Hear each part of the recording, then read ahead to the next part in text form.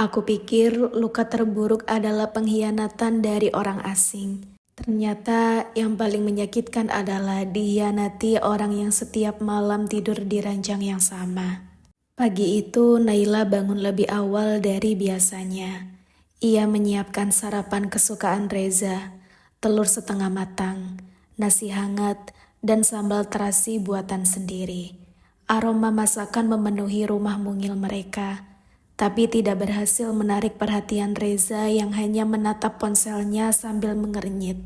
Sayang, sarapannya sudah siap, ucap Naila dengan lembut. Reza hanya mengangguk, duduk, dan makan tanpa sepatah kata. Tak ada tanya kabar, tak ada senyum seperti dulu. Naila mengamati suaminya diam-diam. Dulu, hanya dengan melihat wajah Reza, Reza langsung memeluk dan mencium kening Naila. Kini, seolah kehadirannya tak lagi berarti. Naila mencoba tersenyum. Hari ini kamu ada meeting? Reza mengangguk, masih tanpa menatap istrinya. Iya, di luar kota. Mungkin pulang agak malam. Lagi-lagi alasan luar kota. Sudah 3 minggu ini Reza sering begitu. Pergi pagi, pulang larut malam. Bahkan terkadang tak menjawab telepon. Naila ingin percaya, tapi hatinya terus berdebar tidak tenang. Saat Reza pergi dan menutup pintu tanpa pamit, Naila memeluk dirinya sendiri. Sesuatu sedang berubah, tapi ia belum tahu seberapa besar luka yang akan ia hadapi. Hujan turun sore itu, Naila duduk di sudut ruang tamu, menatap ponsel Reza yang tertinggal di meja. Hatinya berkecamuk. Selama ini ia berusaha menahan diri, tidak ingin menjadi istri yang curiga, tapi naluri perempuannya terus berteriak, memaksa untuk tahu kebenaran. Dengan tangan gemetar, Naila membuka layar ponsel. Ajaibnya, hari itu tidak terkunci. Ia langsung menuju aplikasi pesan yang paling sering Reza pakai, Telegram. Di sana, satu nama terpampang paling atas, Dewi. Naila menelan ludah, lalu membuka percakapan itu. Kalimat-kalimat manis berhamburan, seolah dibisikkan untuk kekasih sejati. Makasih ya mas, udah temenin aku semalam. Aku tidur nyenyak banget. Kapan kita bisa jalan berdua lagi? Aku kangen peluk kamu. Dunia Naila runtuh seketika. Ia menutup mulutnya sendiri agar tidak berteriak. Air mata jatuh tanpa bisa dibendung. Tangannya bergetar hebat. Ponsel nyaris jatuh dari genggaman. Ini bukan mimpi. Ini nyata. Reza selingkuh dan lebih menyakitkan, ia menyembunyikan begitu rapi. Hingga tak ada satupun tanda yang terlihat, kecuali dari matanya yang tak lagi memandang Naila. Esok harinya, Naila tidak bisa tidur. Pikirannya terus dihantui nama Dewi. Siapa dia?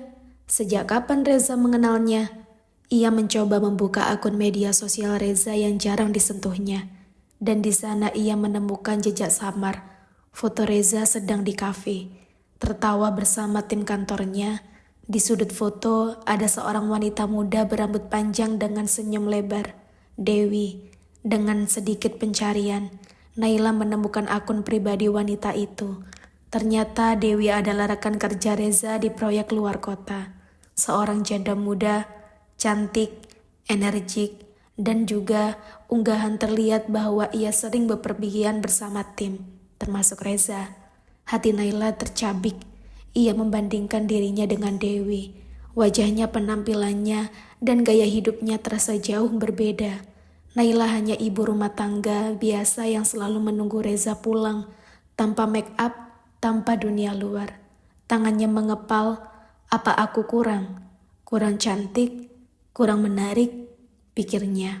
Namun di sudut hatinya, ia tahu ini bukan soal penampilan. Ini tentang pilihan. Dan Reza, pria yang ia cintai sepenuh hati, ternyata telah memilih memberi hatinya pada wanita lain. Dan Naila hanya bisa memeluk luka yang baru saja dimulai. Hari itu Naila memberanikan diri datang ke kantor Reza. Ia berdalih ingin memberikan bekal makan siang, meski dalam hatinya ia membawa misi lain.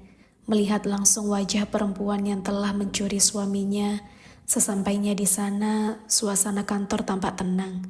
Beberapa karyawan menyapa ramah. Naila tersenyum tipis, meski dadanya berdegup kencang.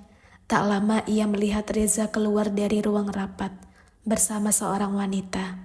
Itu dia, Dewi. Wajah yang sama persis dengan foto-foto di media sosial. Cantik, percaya diri, dan saat berbicara dengan Reza, sorot matanya berbinar penuh rasa. Naila berdiri mematung.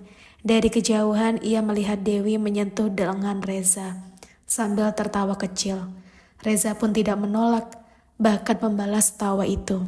"Bu Naila," sapa salah satu staf, menyadarkan dari lamunan. "Oh iya, saya mau titip makanan untuk Pak Reza," jawab Naila tergagap, menyembunyikan gejolak dalam dada.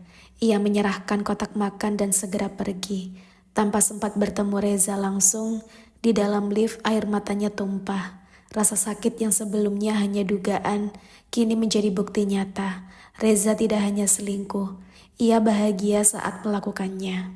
Malam itu, rumah terasa lebih sunyi dari biasanya. Reza belum pulang, padahal jam sudah menunjukkan pukul 11. Naila duduk di sudut ranjang, memeluk bantal, menatap lampu kamar yang redup. Ia mengingat wajah Reza yang dulu penuh cinta, tatapan hangat, pelukan hangat, tawa renyah saat mereka berbincang kecil sebelum tidur. Semua itu kini tinggal kenangan. Tak ada lagi sentuhan, tak ada lagi perhatian. Ponselnya sunyi, tak ada kabar, tak ada permintaan maaf. Bahkan tidak ada rasa bersalah.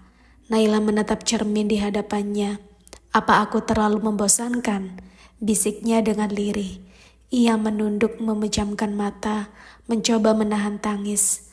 Tapi air mata tetap mengalir, membasahi pipi yang dulu sering dicium Reza dengan penuh kasih. Di ranjang yang sama, Naila kini tidur sendirian.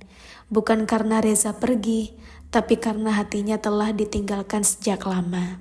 Pagi harinya, Naila berdiri lama di depan lemari.